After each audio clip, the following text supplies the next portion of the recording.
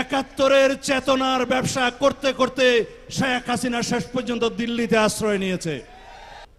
যারা একটি কিতাব নিয়ে গ্রামে গঞ্জে যাচ্ছে, জান্নাতের টিকিট নাকি তারা বিক্রি করতে চায়। নাউজুবিল্লাহ মিন যালিক। জান্নাতের টিকিট কি কেউ বিক্রি করতে পারে ভাই সাহেব? যারা বিক্রি করছে তারা তো ধর্ম ব্যবসায়ী। যারা বলছে মসজিদ মাদ্রাসা থেকে কওমি লাইনের মৌলানা সাহেবদেরকে বের করে দিবেন ধাক্কা দিয়ে গলা, তারা কারা আপনারা নিশ্চয়ই জানেন। সুতরাং এই দেশে ধর্ম নিয়ে রাজনৈতিক ব্যবসা চলবে না। এই দেশে একাত্তরের চেতনার ব্যবসা করতে করতে শেখ হাসিনা শেষ পর্যন্ত দিল্লিতে আশ্রয় নিয়েছে। তিনি বাংলাদেশকে করদ রাজ্যে পরিণত করতে চেয়েছিলেন, আল্লাহ রাব্বুল আলামিন তাকে ওখানেই আশ্রয় দিয়েছেন। আমরা বলে থাকি শেখ হাসিনা এবং আওয়ামী লীগের রাজনৈতিক মৃত্যু হয়েছে ঢাকায়, দাফন হয়েছে দিল্লিতে। আশা করি তাদের পরিসমাপ্তিও ওখানেই হবে। সুতরাং একাত্তরের চেতনা ব্যবসা যেমন বাংলাদেশের মানুষ ধারণ করে নাই, জুলাইয়ের চেতনাও যেন কেউ বিক্রি না করে এ আহ্বানও জানাই। আমরা সবাই জুলাই যোদ্ধা।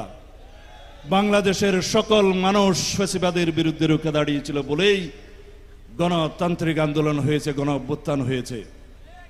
গত 16-17 বছরের ফ্যাসিবাদ বিরোধী গণতান্ত্রিক আন্দোলনে রক্তদানের মধ্য দিয়ে আমরা নির্মাণ করেছি এই গণ অভ্যুত্থানের সিঁড়ি। একের পর এক সিঁড়ি নির্মিত হয়েছে, শাপলা চত্বরের হত্যাকাণ্ড সিঁড়ি নির্মিত হয়েছে। সেই জন্য আমরা বলি যে এই রক্তের সোপান একদিনেও তৈরি হয়নি, এই রক্তের সোপান এককভাবেও তৈরি হয় নাই। এই রক্তের সোপান নির্মাণ হয়েছে ফ্যাসিবাদ বিরোধী গণতান্ত্রিক আন্দোলনের লড়াই সংগ্রামের মধ্য দিয়ে। সুতরাং বন্ধুগণ, আমরা সবাই আমাদের একটাই নীতি যেন ঘোষণা করি, সবার আগে বাংলাদেশ। আমরা এই দেশের মানুষ হিসাবে, আমরা এই দেশের একজন সিটিজেন হিসাবে সকল মানুষ ধর্ম বর্ণ নির্বিশেষে সবারই যেন নাগরিক অধিকার নিশ্চিত করি। এটাই হবে আমাদের জন্য আগামী দিনের রাজনীতি। সুতরাং বন্ধুগণ, মাননীয় প্রধান অতিথি বক্তব্য দেবেন। আমি আর বক্তব্য দীর্ঘায়িত করতে চাই না। আপনাদের আজকের এই সম্মেলন দেখে আমার মনে হয়েছিল আমি নির্বাসিত জীবনে আমার প্রতি মুহূর্ত ব্যয় করেছি এমন একটি সম্মেলন দেখার জন্য। বাংলাদেশের এই গণতান্ত্রিক অভিযাত্রা লক্ষ্য করার জন্য, সাক্ষী হওয়ার জন্য, নিজে সেখানে উপস্থিত থাকতে পারার জন্য আমার আশা পূর্ণ হয়েছে। গণতন্ত্রের জয়যাত্রা শুরু হয়েছে। ইনশাআল্লাহ আমরা এই গণতন্ত্রকে জীবিত রাখতে হবে, ধারণ করতে হবে, শক্তিশালী করতে হবে।